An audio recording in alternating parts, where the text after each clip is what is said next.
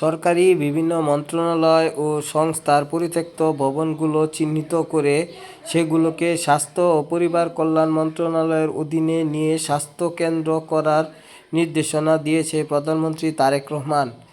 বুধবার দুপুরে সচিবালয়ে প্রধানমন্ত্রীর দপ্তরে স্বাস্থ্যমন্ত্রী, প্রতিমন্ত্রী, উপদেষ্টা এবং স্বাস্থ্য বিশেষজ্ঞদের সঙ্গে এক বৈঠকে এ নির্দেশনা দেন সরকার প্রধান।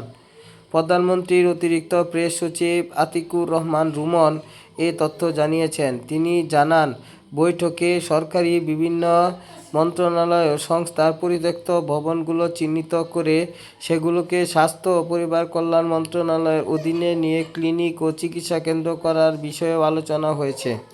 শুধুমাত্র এলজিইডি পরিত্যক্ত ভবন সংখ্যা 170টি উল্লেখ করে রুমন জানান, প্রধানমন্ত্রী বলেছেন, সরকারি ও এর অধীনস্থ বিভিন্ন প্রতিষ্ঠানের যে পরিত্যক্ত ভবনগুলো রয়েছে সেগুলো ক্লিনিক ও চিকিৎসা কেন্দ্র হিসেবে গড়ে তুলতে হবে। এ ব্যাপারে তিনি মন্ত্রণালয়কে প্রয়োজনীয় নির্দেশনা দিয়েছেন। অতিরিক্ত প্রেস সচিব বলেন, প্রধানমন্ত্রী ই-হেলথ কার্ড চালুর কাজ শুরু করতে স্বাস্থ্যমন্ত্রীকে যথাযথ নির্দেশনা দিয়েছেন। সরকারের নীতি হচ্ছে চিকিৎসা সেবায় জনগণের দোরগোড়ায় পৌঁছে দেওয়া। এ ব্যাপারে মন্ত্রণালয়কে আরও সক্রিয় হওয়ার নির্দেশ দিয়েছেন প্রধানমন্ত্রী। বৈঠকে স্বাস্থ্যমন্ত্রী সরদার মোহাম্মদ সাখাওয়াত হোসেন, প্রতিমন্ত্রী অধ্যাপক ডাক্তার এম এ মুহিত সহ সরকারি ঊর্ধ্বতন কর্মকর্তারা উপস্থিত ছিলেন।